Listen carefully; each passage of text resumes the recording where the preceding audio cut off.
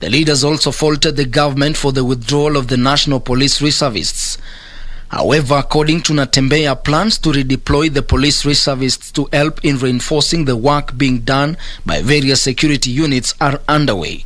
Lakini kusema kwamba kutakuwa na raia mwingine kwa na bunduki ndiye ana dictate kama kutakuwa na amani ama kutakuwa na amani olomrani inakwisha leo.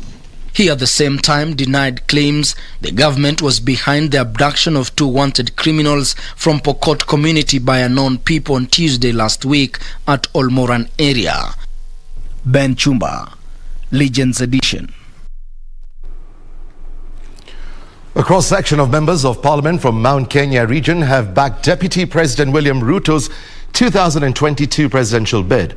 The MPs drawn from 11 counties in the region noted that they were united under the United Democratic Alliance (UDA), an outfit they said has a national outlook and is people-centered. After a 6-hour closed-door meeting at a resort in Laikipia County, a section of members of parliament from Mount Kenya emerged with one resolution to rally behind Deputy President William Ruto's 2022 presidential bid. At the sad developments around political parties and their disintegration, we have opted that as we go into the next general election, we will be supporting His Excellency William Ruto through the United Democratic Alliance Party, UDA. The leaders claimed their choice was based on Ruto's development track record, service delivery, and his determination to the empowerment of the ordinary Kenyans. Since engaged experts at different levels, and we have come up with an economic blueprint upon which we want to prosecute our political engagement with our candidate of choice going into the next general election. The MP said they had in the last 1 year engaged their constituents and had come to the conclusion that the country's political discourse should be on the economy. We shall in the coming week release a calendar of this Hasra Nation engagements with the people. This engagement will culminate in the signing of a national hustlers economic charter. They further argued that leaders from Mount Kenya had resolved to canvass the agenda of the people on the platform of UDA. We have consciously and deliberately decided to be the generation of Mount Kenya leaders that changed the political foundation of Kenya, breaking free from the servitude of personality cults, ethnic mobilization, and replacing it with national political organization anchored on people-centric issues. We have resolved that the economic blueprint developed with the help of experts shall now be subjected to a thorough interrogation in strategic sector meetings in villages, shopping centers, markets, barazas, town estates, amongst others. The meeting came hot on the heels of damning revelations on Deputy President William Ruto's privacy by Interior Cabinet Secretary Dr. Fred Matiang'i on Wednesday. Presidential candidate Jimmy Wanjigi has cautioned ODM party leadership over claims that the party could move out of democratic ideals in arriving at the presidential flag bearer for next year's general election. Wanjigi has meanwhile threatened to ditch the party if it will not follow its constitution when electing its flag bearer.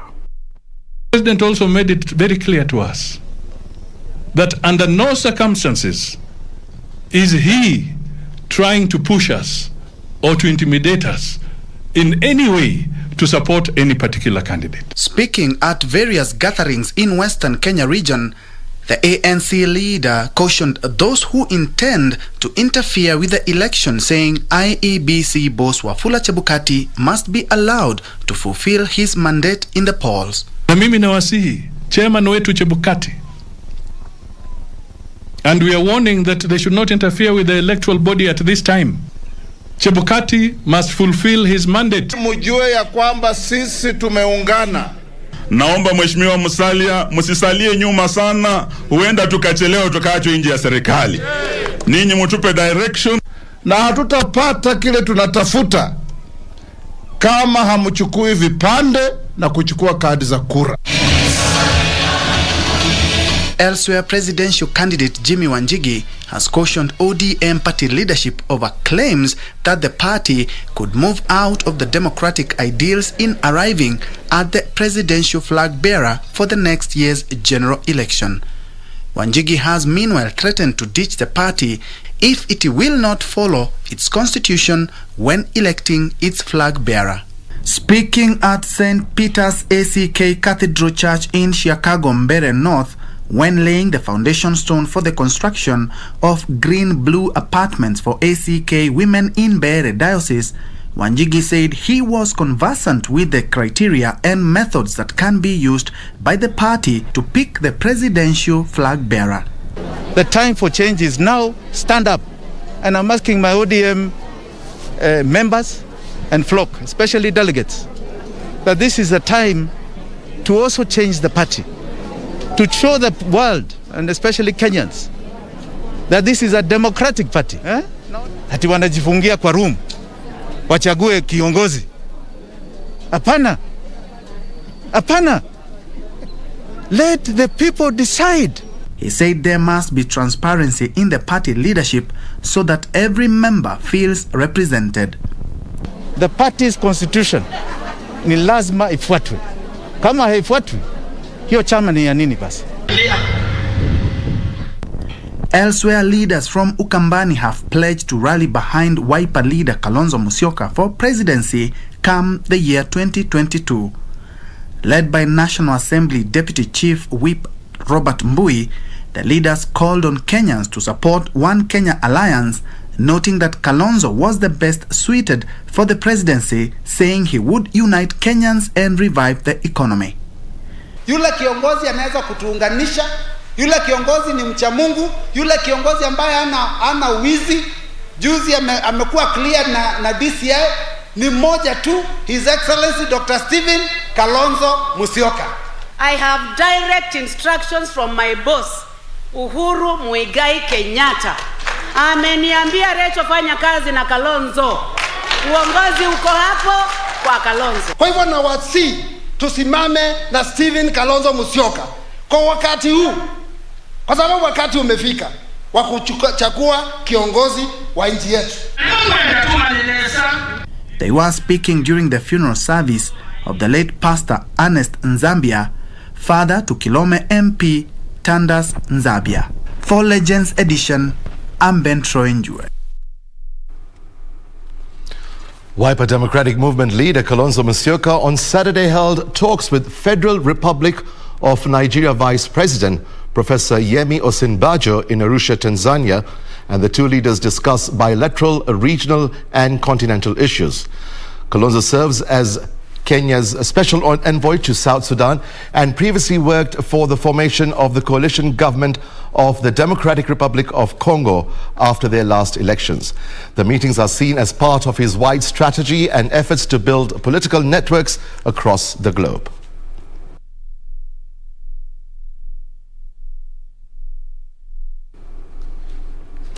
More Kenyans residing in counties with mobile populations are set to be immunized following the arrival on Friday night of the first batch of the Johnson & Johnson COVID-19 vaccine doses. The Ministry of Health says it will prioritize distribution of the one-shot vaccine to regions where uptake so far has been low. This as the government continues discussions with APSN, the South Africa-based manufacturers of the Johnson & Johnson vaccine, for technical collaboration in producing the doses locally. A Lufthansa cargo plane carrying the consignment with 141,600 doses of Johnson & Johnson COVID-19 vaccines touched down at the Jomo Kenyatta International Airport on Friday evening. The Health Ministry Chief Administrative Secretary Mercy Mwangangi, who received the shipment, urged Kenyans to come out in large numbers to get vaccinated. No vaccine is superior compared to another. All the vaccines that we have in the country now, Moderna, AstraZeneca, and Johnson & Johnson, have the ability to prevent you from ending up in an ICU bed. So come forward and receive your vaccine. She added that the arrival will boost the ongoing vaccination drive that targets 10 million adult Kenyans by the end of the year. We do intend to increase our vaccination post to 3,000. But beyond having those vaccination posts, we are looking at having what we are calling a hybrid approach. You have some teams going out for outreach, targeted outreach services, but you also have your static vaccination posts. At least 240,000 more doses of Johnson & Johnson vaccines are expected to arrive in the country next week. The Johnson & Johnson vaccine is the third in Kenya's vaccination program, with AstraZeneca and Moderna vaccines already being administered. The country also received a donation of 55,000 AstraZeneca vaccines from the Republic of Latvia on Saturday. John Kabuchi, chair of the Procurement and Logistics Committee, lauded the move, saying the donation will help in meeting the demands for vaccines. We are pleased to receive today consignment of 55,000 vaccines from Latvia, being a donation directly to the government of Kenya. So we want to appreciate the support that we have received from the people of Latvia.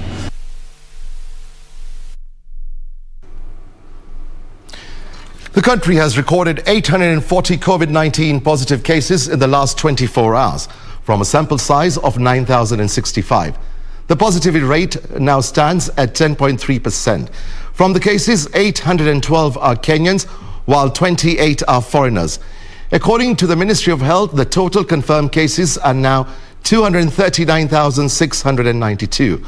Meanwhile, the country recorded 21 fatalities, all of them being late deaths reported after conducting facility record audits in the months of August and September.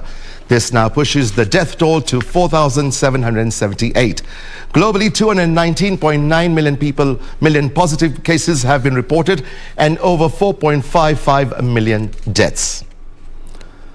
The 4 Kenyan fishermen who had been detained in Tanzania for close to 2 months have finally been released on 75,000 shillings cash bail. The 4 from Kibro Beach in Muhuru Bay were arrested on the 25th of June while on a fishing expedition in Lake Victoria and whisked away to Tanzania. Eric Mosoni, Samuel Isaiah, Joseph Stephen, and Gordon Owiti are finally back home. The 4 fishermen, who looked tired and pale but were happy to be back home, were arrested and detained by Tanzanian authorities for 2 months. According to one of the victims, Samuel Isaiah, the 4 had sought clarification from their Tanzanian counterparts, whom they claim to have spoiled their fishing gear when they were arrested and charged with robbery in Tarime and remanded for 6 months. Sasa kesi yenye tulikamatwa nayo hawakutupea, waliandika kesi ya kuiba samaki, kufahamia na silaha. Waliandika sisi tuliingia na panga tukafahamia wenzao wa Tanzania tukawanyang'anya samaki, na sisi hicho kitendo hatukufanya. Kibro Beach chairman Joel Maulid said lack of patrol boats within Migori County have escalated cases of insecurities in the lake. Boti iko pale lakini engine hakuna. So ni kama doria yao hawezi fanya doria wa kila siku. Wakienda mara moja baada ya 2 weeks ndio wanafanya doria tena na jini. So tunaomba serikali wawape patrol boat yetu, wawe na mafuta ya kutosha, wafanye doria ziwani kamilifu. Muhuru Bay Ward Representative Hezron Mahira, through a petition to the East African Legislative Assembly, wants all the fishing barriers on Lake Victoria reviewed to reduce such eventualities. Ndio nimeandika na hii petition nafikiri karibuni imeshakuwa signed na watu 34. Tunataka tufanye biashara katika hii area kwa urahisi na kwa upendo. And now, before we take a short break, just to remind you, stay tuned for our guest on our Living Legends segment, Tobias Ochola, a man with a prolific football career spanning over a decade representing Gor Mahia and Harambee Stars. Stay with us.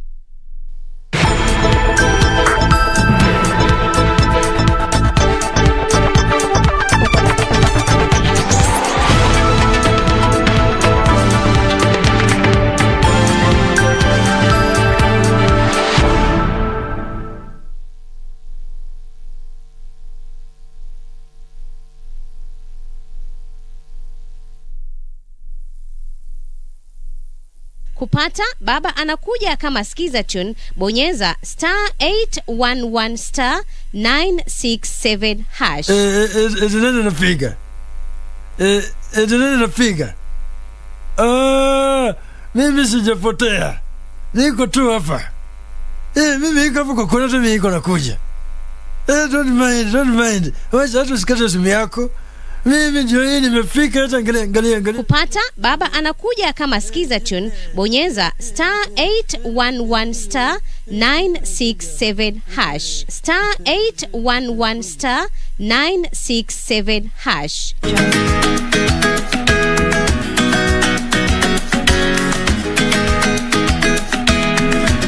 Abdalla, mbona uko hivyo leo? Nikoje? Yaani kama uvurugwa kabisa. Hayo yote tuko nayo. Sisi tunamtizama tu sai. Lakini chake ajue chake kimotoni. Hiyo shauri yenu bwana. Kama mtamweka ndani mtafanya nini shauri zenu? Wakifanya chochote kile, nijulishe mimi kwanza. Haya wewe. Huyu ndo shemeji tena ama mvipi jamani? Wewe naye pia umbe. Paka kilemba kitoke.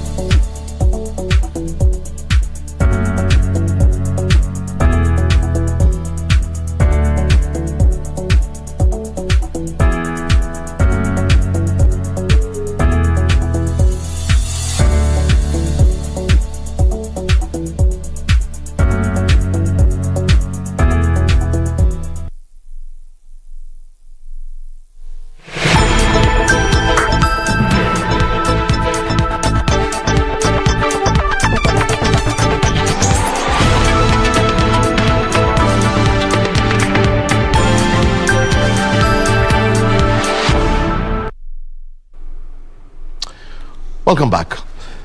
A middle-aged widower in Madogo, Tana River County is appealing for assistance from well-wishers to help him raise 1.2 million shillings and foot the hospital bill of his late wife, who died from COVID-19 complications shortly after giving birth. Molid Osman says doctors at Aga Khan Hospital in Mombasa were forced to conduct a cesarean section on his wife to save the child after she developed serious complications from the disease. Purity Museo reports. Never is a man more of a man than when he is a father of a newborn. So goes a popular quote by an American actor, Matthew McConaughey. But Maulid Osman from Mombasa is slowly losing this fatherhood feeling.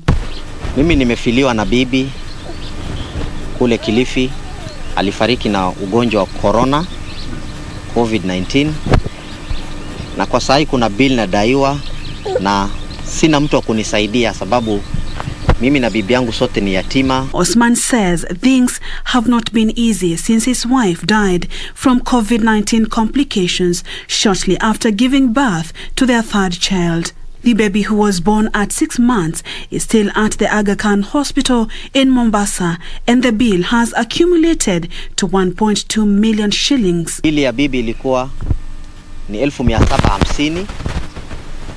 Ndio nimelipa kufaulu kuenda kumstiri mwenzangu. Na hivi saa hii tunaongea, kuna mtoto wangu yuko Aga Khan Hospital kwa incubator. Osman is appealing to well-wishers to come to his rescue. Kwa hivyo naomba popote mko wa Kenya, serikali inisaidie tafadhali. To help the family, you can send your contributions through M-Pesa number 0717 405 731. COVID-19 deaths are a very sad reality. Let's just reach out and go all the way and help Molid Osman. Hope we all do that. As we continue, the National Assembly's Committee on Agriculture has summoned Agriculture Cabinet Secretary Peter Munya to explain why the Coffee Cherry Fund has not been dispersed to farmers. This, as the farmers in Kirinyaga County say they want to have a big say at the Coffee Board of Kenya, CBK, under the proposed Coffee Bill 2021. The committee, chaired by the Moiben Member of Parliament Silas Tren, say that it will be unfair to have non-growers as the representatives at the board, since they could not understand the sector. Farmers want an 80% representation at the Coffee Board of Kenya. Hatutaki ile maneno pesa inakulwa na wachache alafu mzigo inapelekwa wakulima, inasemanga hiyo ni cooperative kama society ya wakulima, pesa imekulwa walipe. Tunataka pia Cooperatives Act tuweke sheria ya kuzuia kukulwa pesa ya mkulima. Speaking separately at Kipkelion Coffee Mill in Kericho County during a public participation exercise on the Coffee Bill 2021, Agriculture Committee Vice Chair Kate Waruguru revealed that they have summoned the Agriculture Cabinet Secretary Peter Munya to Parliament on the delayed coffee cherry funds to farmers. We want to say as a committee we will be committed on this. Tutaita CS Munya kuja ajibu maswali, atuambie kila mkulima wa kahawa na kila cooperative wamesaidika kwa njia gani kupitia kwa pesa ya coffee cherry fund. And lastly, we want to ask our farmers to be very keen. Iko watu wanauza begu na fertilizers badia, najua hiyo ni kazi yetu.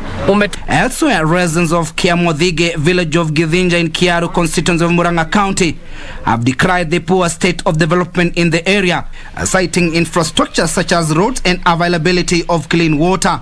From 1960, tujawahi kuwa na barabara hapa. Tumekuwa tukipitia kwa mashida mengi wakati tuko na mgonjwa ama kuko na mazishi. Watu huwa wanabeba jeneza na mikono na wanaenda kama kilomita moja.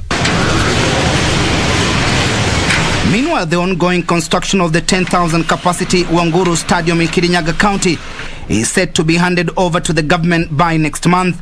Speaking after inspecting the progress of the construction works of the facility, which is the venue of this year's Mashuda Day, Interior Principal Secretary Karanja Kibicho said only 3,000 people will be invited to attend the feat due to the COVID-19 challenges.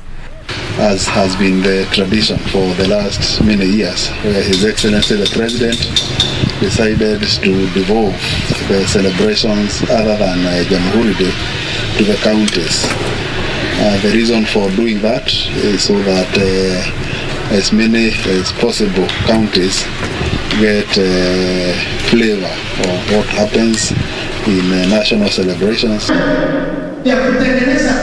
Finally, the government has intensified a mop-up campaign for students yet to join Form 1 within Bahati sub-county of Nakuru County, in line with the 100% policy. We are doing very well as a sub-county because so far we have been able to identify. We'll now take a quick break and thereafter we'll go to our Living Legends segment with our guest, the football legend, Tobias Ochola. Stay with us.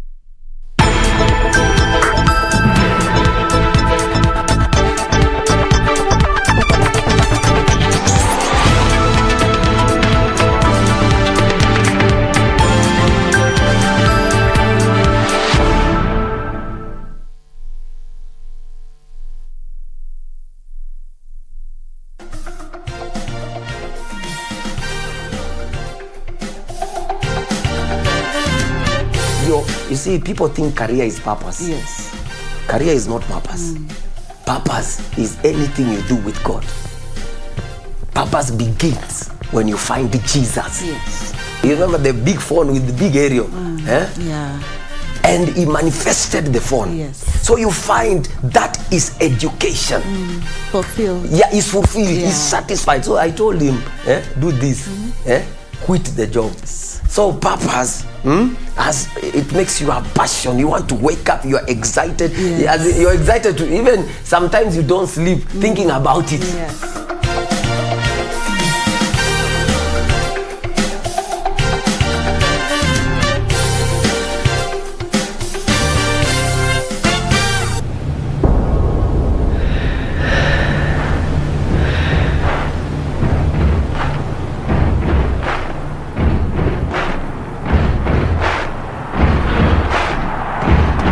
The The excitement of the Olympic Games doesn't just stop there, as the biggest para-sports event, the 2020 Paralympic Games, gets underway from the 24th of August to the 5th of September in Tokyo, Japan. So, get ready to be inspired by these sportsmen and women with outstanding abilities, and look out for Team Kenya too in their quest for glory by watching all the highlights daily on KBC Channel 1, your true sports partner.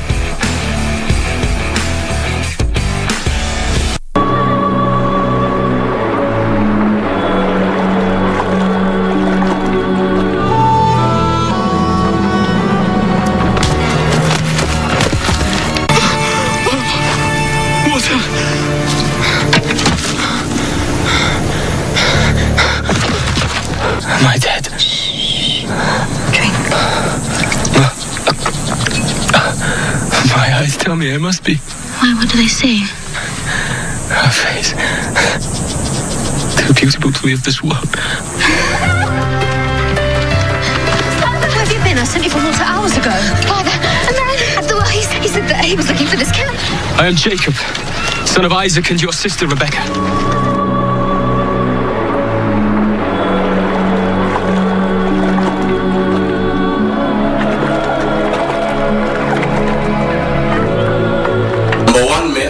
Always be talking about industrial engineering method. This week on Tech on Tech. Today we feature a young, brilliant, innovative mind, the CEO of M-Darasa. M-Darasa is an e-learning platform. We are looking into matters, technology and education. We bring you tech news from all over the world, outstanding tech features, amazing innovations and inventions. Join us this Sunday and every other Sunday at 4:20 p.m. only on KBC Channel 1.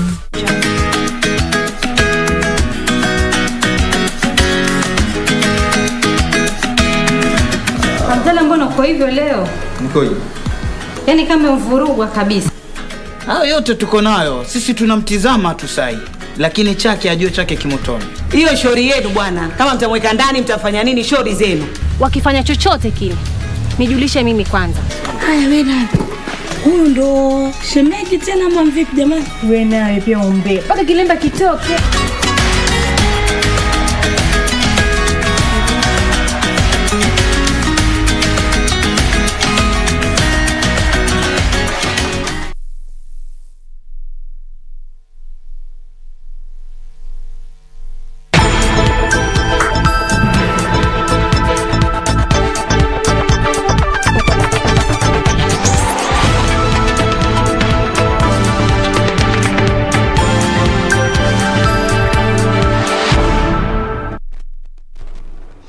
Welcome back. We'll go to the Living Legends segment in a short while, but first, a quick look at sports with the man himself, Tobias Ochola.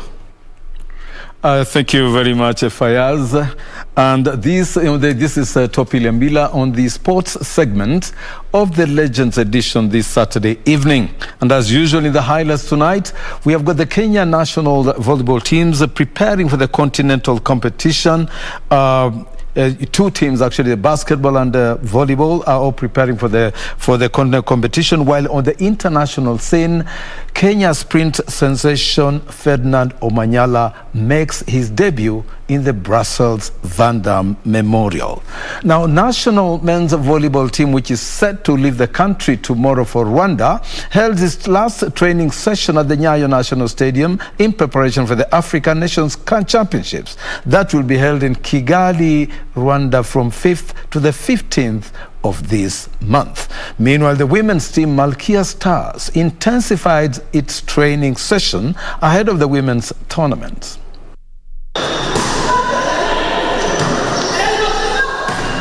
Malkia strikers under the tutelage of Paul Bitok will be going for the African Nations Championship title in this year's edition that is set to commence on 10th this month in Rwanda.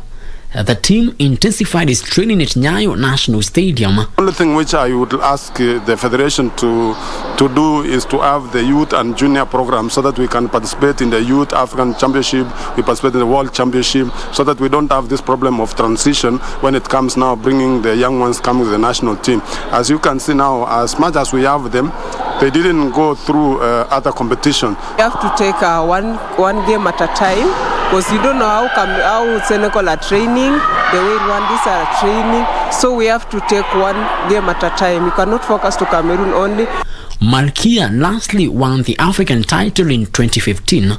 Meanwhile, the men's volleyball team is set to leave the country tomorrow after holding its last training session. Maybe the next 4 or 5 years, we should be able to produce a team that can become African champions. But for me, for this team, I want them to go there, get the experience, play some good matches. I know we're going to win some matches, and if possible, maybe let us target semi-finals. Our team going outside there is posting good results. So this gives us also a challenge and a great motivation that we can do it also. Kenyan men last participated in the biennial tourney in 2017, where they finished 9th in the event that had attracted 14 nations in Cairo, Egypt. Frederick Mwoki for Legends Edition.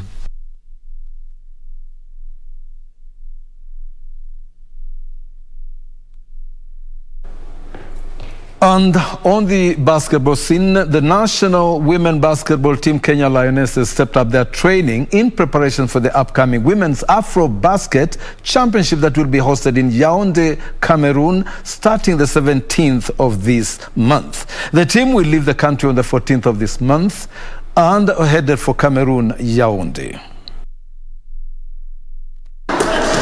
Kenya Lionesses is currently ranked 9th based in Africa and 71st based in the World FIBA ranking.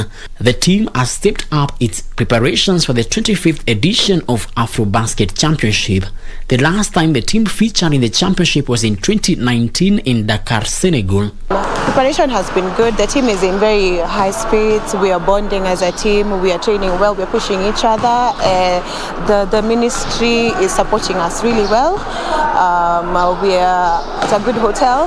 We really appreciate and tunatia bidii. Our quarters have been the third and the fourth quarters that we've been playing badly, but we are working on that so that we keep the tempo of the game from the first quarter to the last quarter, so that we don't get those itchy things at the third and fourth quarters. The team qualified for this year's edition after topping in the Zone 5 qualifiers in Kigali, Rwanda, ahead of Egypt, Rwanda, and debutants South Africa. This year's AfroBasket Women will be the 25th edition and will be held in Yaoundé, Cameroon, starting 17th to 26th of this month. The national team Kenya Lionesses, which will be seeking to show a splendid performance, is set to travel on 14th of this month. Reporting for Legends Edition from Nyayo National Stadium in Nairobi, my name is Frederick Mwoki. Best of luck to the Malkia Stars. Now on Sestoball, the Sestoball Association of Kenya has begun the selection process for the national team that will represent the country in the Sestoball World Cup qualifiers to be held in Argentina in the month of December this year. The selected Kenya national team will comprise of 16 players. Kenya will be represented by 2 teams of 8 players each at the Sestoball World Cup qualifiers to be held in Argentina in December this year, with the selection process already underway. The first round of selection began today at Technical University of Mombasa, with the final round expected to be done in October in Nairobi. The players selected in the first round will take part in a national tournament to be held in Kakamega before the final round of selection is done next month. In November, at least we will have some few players and technical team going to Argentina. But again, it's all about the well-wishers, the government. We're going back to the government and ask them please to give us a hand.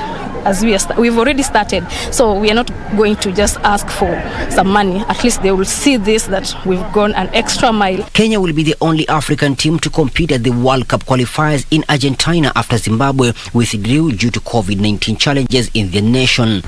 We've started with senior men as we are moving to under 17, that is secondary, then under 14, under 12, under 10 primary. More than 200 countries are expected to take part in the qualifiers in Argentina as they all seek a ticket to the World Cup, which will be held mid-next year in Thailand. Cestoball is a new game whose origin is in Argentina, with Kenya being the first country in Africa to introduce the game, which borrows rules from netball, handball and basketball. Hapa kwetu but kule nje imekuwa ni game ambayo imeanza kwa muda ambayo imekuwa mrefu kidogo. So hapa kwetu tumekuwa tukifuatilia katika YouTube, pia tumekuwa na wakubwa wetu ambao wamekuwa kutufunza rules, ambayo rules ilikuwa mpya. From Mombasa County, I'm Michael Mondiga. Interesting. We had handball, we had softball, now we have cestoball. The list continues to increase. Of course, the more the merrier in the sporting world. Now, on the locals in Kenya Hockey Union has held its first phase of trials to select a squad that will represent Kenya in the Hockey Africa Cup of Nations set for next year, 2022 in Accra, Ghana. The continental event will be held from the 24th to the 24th to the 30th of January 2022. The 2022 Men's Hockey Africa Cup of Nations will be the 11th edition of the Men's Hockey Africa Cup of Nations, the quadrennial international men's field hockey championship of Africa organized by the African Hockey Federation. In February 2021, it was announced that the tournament will be held alongside the women's tournament at the Theodosia Oko Hockey Stadium in Accra. Kenya Hockey Union has held its first phase of national trials. The team is made up of 16 players. But during our non-residential camp, we will have about 30. We'll have about 30 men and 30 women. And then once we go to our residential camp, we'll again shrink the squad down to now about 20 apiece. Meanwhile, Wazalendo Hockey Club held its second lottery draw that is geared towards raising funds to facilitate the team's preparation for the Africa Club Championship. So far, we are still struggling to raise the money. We are barely into raising the enough money because it is air tickets for players, accommodation, the kits and everything. So we are still appealing to members out there to come and assist us. The championships will be hosted in Ghana starting 1st to 8th of December this year. All looking forward, of course, to the revival of the glory days of Kenya hockey. Now, from handball, Doris Odendo netted 8 goals as KU women team beat Rangers 29-24 in a Kenya Handball League match that was played at the Nyayo Stadium today. Meanwhile, the Rangers men beat Ghana's 29-25. Let's take a look. Doris Odendo was in top form for Rangers women as she netted 8 goals in their match against KU. Claire Wanyonyi netted 5 while Celine Waluke, Catherine Cherotich and Winnie Cherop each scored 4 goals. Meanwhile, Rangers men's team showed a splendid performance as they beat Ghana's 29-25.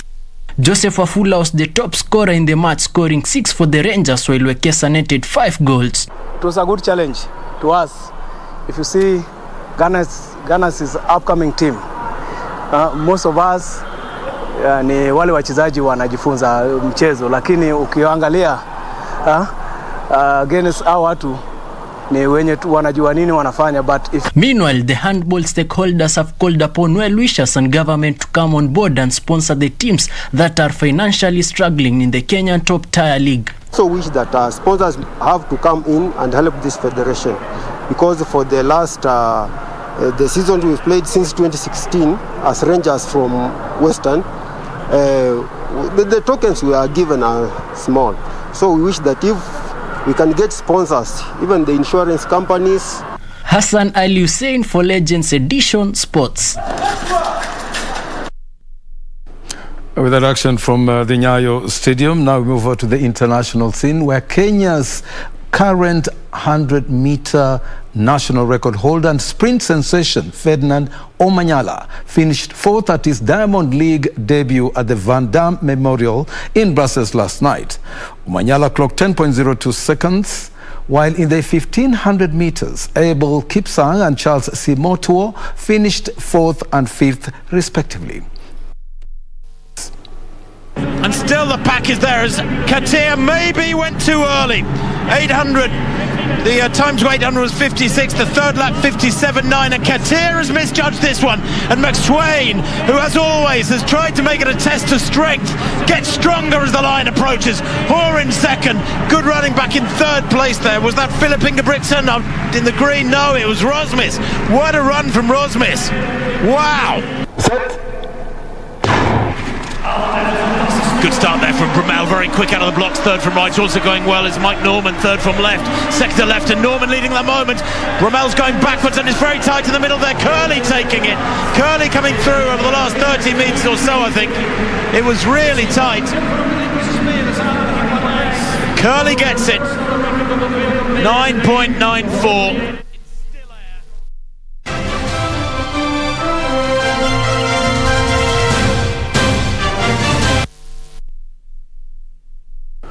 And with that, jinx from the international scene, we wrap up today's sports segment of the Legends edition this Saturday evening. We take a short break, and when we come back, we shall have Fayaz Qureshi in the studio with another of those living legends, Tobias Ochola, known as Jua Kali. In those days, he played for Gor Mahia and Harambee Stars. So, thank you for being with us tonight, but stay tuned.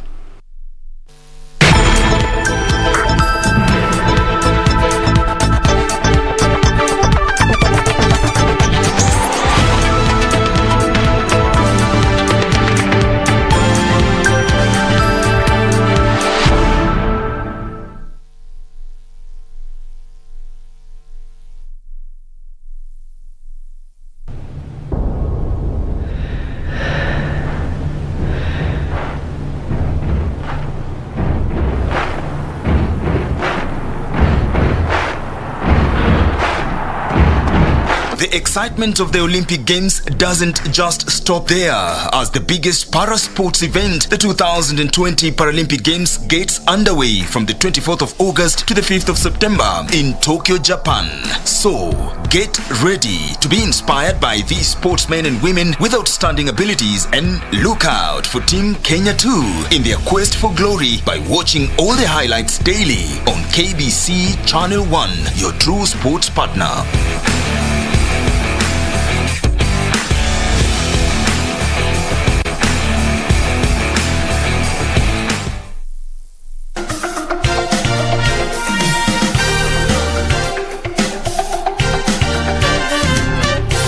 You see, people think career is purpose. Yes. Career is not purpose. Purpose is anything you do with God. Purpose begins when you find Jesus. Yes. You remember the big phone with the big aerial? Yeah. And he manifested the phone. Yes. So you find that is education. Fulfilled. Yeah, he's fulfilled. Yeah. He's satisfied. So I told him, do this. Quit the job. So purpose, as it makes you have passion. You want to wake up. You are excited. Yes. You're excited to even sometimes you don't sleep thinking about it. Yes.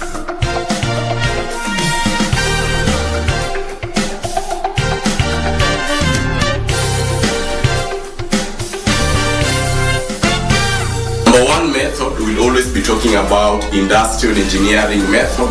This week on Tech on Tech. Today we feature a young, brilliant, innovative mind, the CEO of MDarasa. MDarasa is an e-learning platform. We are looking into matters, technology and education. We bring you tech news from all over the world, outstanding tech features, amazing innovations and inventions. Join us this Sunday and every other Sunday at 4:20 p.m. only on KBC Channel 1.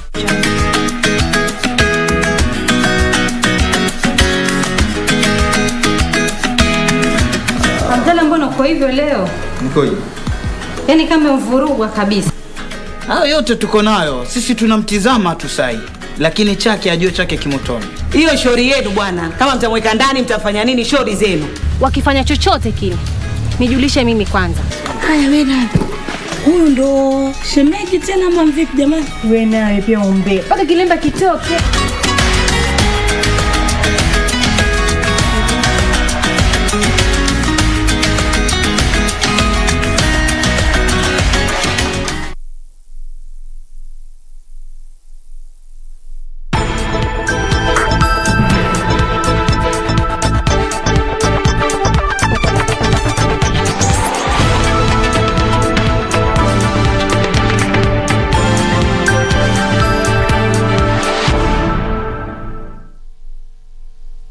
Welcome back. On the Living Legends tonight, we speak to a man who hung his boots 25 years ago, quit his job, went back to school, and is now about to get his PhD in business management.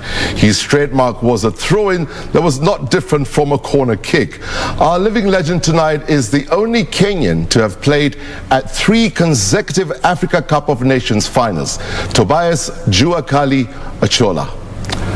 Welcome, Tobias. It's an extreme pleasure to have you here with us tonight.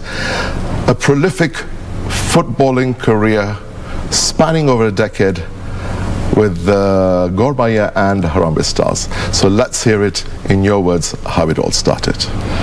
Thank you, Fayaz, for having me here in the studio today. And I believe all will discuss and will get to know more about me. And then whatever that has happened before, we'll try and go through them and see where we stand. Brilliant. So let's see how it all started. Your footballing career, how it all fell into place. My footballing career started while I was in primary school. That was in standard 6. Then I played through primary, then I joined secondary. That was 1979. Okay. I played from the onset. When I joined Form 1, I was in the school team until I finished my O-levels in 1982. So football was real passion for you? It was part of my life. Yes, because away from class, I was really enjoying myself outside on the pitches. Fantastic. So thereafter, the progression to how it all happened for Gor Mahia, or before that you were with a club called Kisumu Hot Stars, right? Kisumu Hot Stars. Yes. So my secondary school was at Wangapala Secondary School, that is currently Homa Bay County. Then I joined Hot Stars when I was just about to leave. That was 1981. Okay. I started by playing for Kisumu. There was a team in Kisumu. It was a young team. Then I graduated into Hot Stars because that was the biggest team in Kisumu then. That was 1982. And Hot Stars was the nursery for Gor Mahia. So the good players in deeper part of Nyanza were must play for Hot Stars for you to move to Gor Mahia. Oh, so that was a stepping stone. It was a stepping stone to Gor Mahia. There were 2 teams. There was Black Stars. When you were playing for Black Stars, that was a nursery school for Reunion, if you can remember Reunion team. That happens also to Leopards. You go to Kakamega, there was MOW. In MOW, it was both Gor Mahia and Leopards. I see. So that's how the 2 teams were getting good players from the other side of the country, Nyanza and Western. Right. Yes. When you joined Gor Mahia, an incident took place. You were warming the bench, obviously early days. Yes. And after that incident, it just happened for you, and no more warming of the bench. You know, when you are in a place, you need to have a focus. So my focus was to play, not to warm the bench. Right. And the people I found in Gor Mahia, those positions were filled up. Because see, if I can name the players who are playing in that defense, you can't imagine. Because fullback 2 was George Solomon Otieno, fullback 3 was Peter Basanga, 4 was Austin Oduor, the captain. Then there was Isaiah Omondi. Then there was Jeff Midau. Bobby was still there. These are all big names. So those were big names in the national team. There was no space. No space to enter. So that's why we were to start by warming up the bench and looking at opportunities that will arise. And it happened that one day when we were playing against a combined army team from Egypt, they were on transit to Zimbabwe. Then our coach then was the late Len Julians. Right. So he gave instructions, but unfortunately, George Solo did not pick all. So he was told to not to go to the left, He went to the left and the ball was taken, then there was a mess. Then he was called to come and warm the bench. Then I be seen. So when I went in, God forbid, that was the last time Solo saw the number until I retired. Until you retired? Yes. So I could go to fullback 3, fullback 2, but whenever I was fit, which... you were there to stay?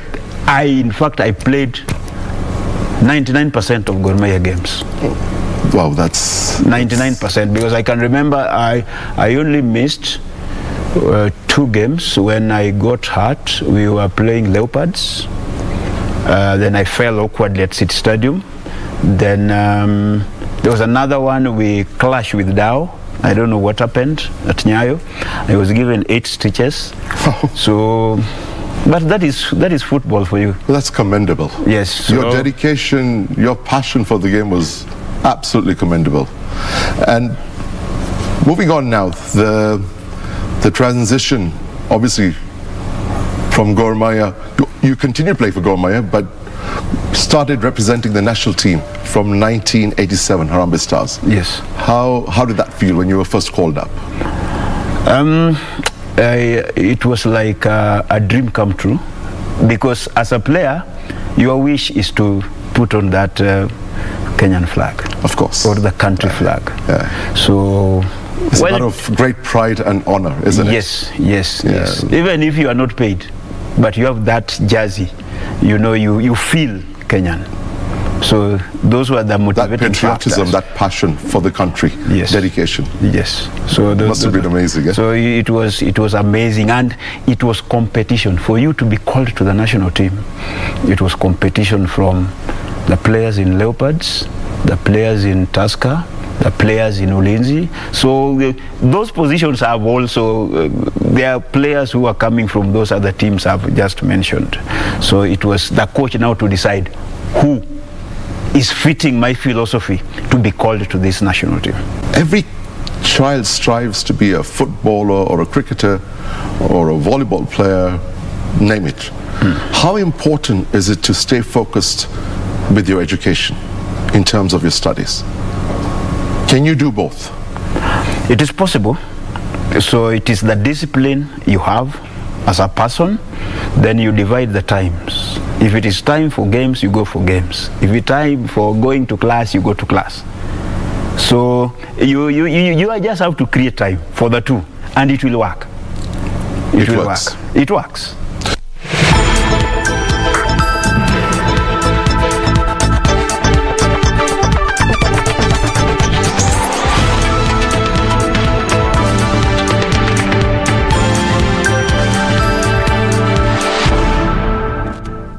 Welcome back.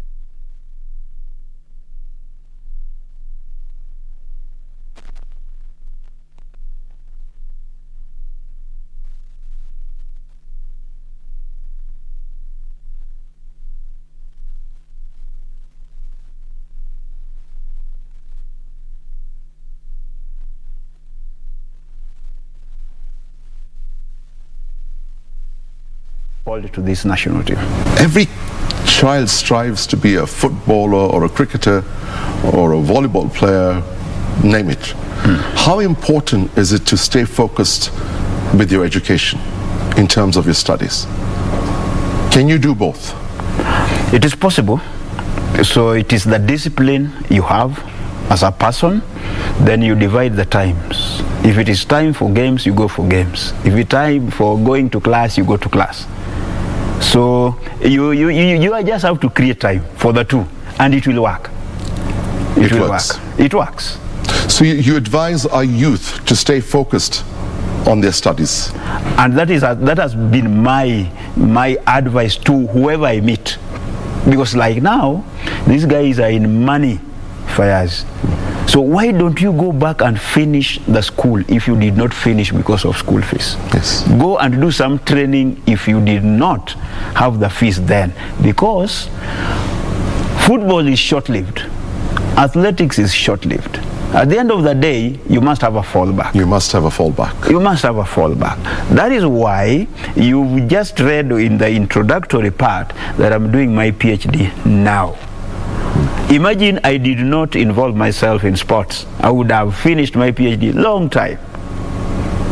But because I was doing sports for, I think, 3 organizations. I was playing for Gor Mahia, was playing for Kenya Railways in Kikoso Games, was playing for the national team. So the time was not so much on my side. But there are bits and pieces I did that made me climb to a level where when I ended my sporting career, I was now a step away from what I'm doing now. That's commendable. Absolutely commendable. Now, very interesting. The Nelson Mandela Cup with Gor Mahia in 1987. Yes. Tell us about that. That was the dream year. It must have been so special. So special. What did you feel when it happened? And Fayaz, let me tell you now, I worked for only 14 days. How many days do we have in a year? 365. 365. I was in the office for only 14 days. 14 days. Yes. Because I was representing my club in Mandela. I was in the national team. I was in Kikoso. So if I leave Gor Mahia camp, I was in the national team camp. If not there, I was in Kikoso camp. So it was all around. And you were an extremely dedicated professional. Yes, that one is for a fact. That's the way I'd like to describe you. Yes, that is for a fact. And that is how I am up to date. Yeah. And of course, what's highly, highly commendable is you played in 3 African Cup of Nations finals. That was 1988, 1990, 1992. And that was the only Kenyan to do so. That was an amazing achievement. I think we are 5. We are 5. There's also Mike Qureshi. We are 5. If I'm not wrong, we are 5. Who've played 3 consecutive African Cup of Nations finals? 3 consecutive, yes. Okay, interesting. Yes. And the most interesting bit with Mandela, we picked the trophy unbeaten. We only drew games, right? Yeah, we only drew games, but we did not lose. No losses. No losses. We only drew games. Moving forward from there, what is the future of football in Kenya? Can we be what we were 20, 30 years ago? Why have the standards dipped? In a quick summarization of about 2 minutes, what can you tell me? The summary is, it's about leadership. Leadership is key in everything. During our days, the people who were leading had the interest in the game, they were focused in the game, and they were beyond reproach in their leadership.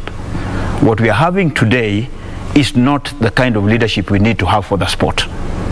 Because you have to be spot on in what you want the players to do and the fans to do. We are too far away, because if we want our football or whichever sport to grow, we have to market the sport well. And we are not doing it.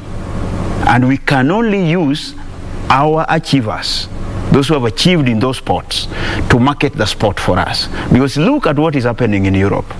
Messi with Coca-Cola, every other, Ronaldo with every other thing. So people will buy the Coca-Cola here or Bidco products here because it is being advertised with Wanyama. Why do we look for foreigners to come and do this for us? So let us localize our marketing strategy to uplift the standard of football. So this passion for overseas leagues like the English Premier League, it's like a religion, like a cult here. Yes. Is because they've lost interest in the local leagues because the standard is not there. The standard is not there. Fayaz, if I want to say this, you were asking me about Harambee Stars and Uganda. You are here in Kenya. Did you know Harambee Stars were playing Uganda? Yeah, it's a bit sad. It was just on the sidelines. But when we were playing, the reporters, the newspapers, the sports desks in each and every studio they would serialize. The game is coming. It is Kenya versus Uganda. There'll be a strong This is a derby, a strong build up to it. It was not there. We were in camp for 4 days. How do you achieve a result you want? It is not possible. So if we want to grow our sport, if we want our teams to perform well, preparation is key. And the leadership must be on top of everything and lead from the front so that you carry people along with you. Don't disintegrate. Otherwise, we are not going anywhere because our preparations are ever in shambles. In clubs, in national team, we can't achieve. But those days, if I can tell you, we picked Mandela because the club officials then, we were in camp in Denmark for a whole month preparing for Mandela Games.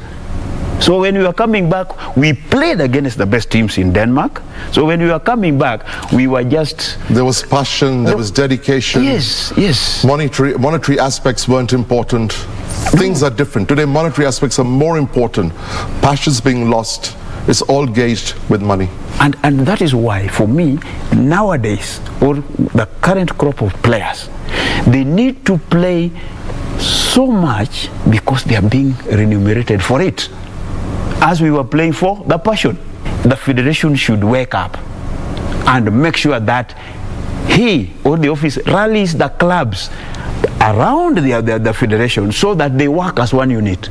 In fact, the team now, the sport now, which we call football, the clubs are on their own, the federation are on their own, they're only meeting during the games, and that is the end. That should not happen. It should be one house. I could sit and talk to you for the next 2 hours. It's so interesting speaking to a great legend like you, but we've run out of time. It's been an extreme pleasure.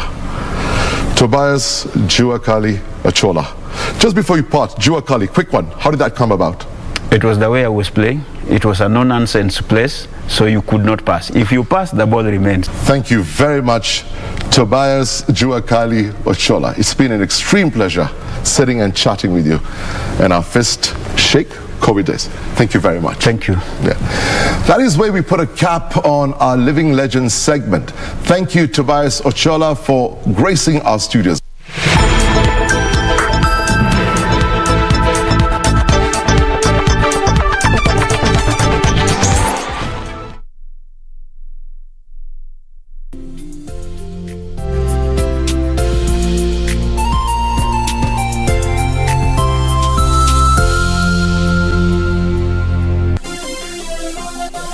Beauty College. Vera Beauty and Fashion College with branches in Nairobi, Eldoret, Thika and Meru. Did you know that we are a TVET approved institution? We offer courses in fashion design, interior design in soft furnishing, event decoration, flower arrangement, event planning, hairdressing, barbering and dreadlocks, beauty therapy, makeup, nail technology, spa massages, teaching skills, TOT, solo business management, and many more. Register now and visit our website on www.verabeautycollege.com. You can also call on 0725-923-550 Nairobi branch, 0728-087-689 Eldoret branch, 0722-227428 Thika branch, 0725-000-706 Meru branch. Vera Beauty and Fashion College, a TVET approved institution.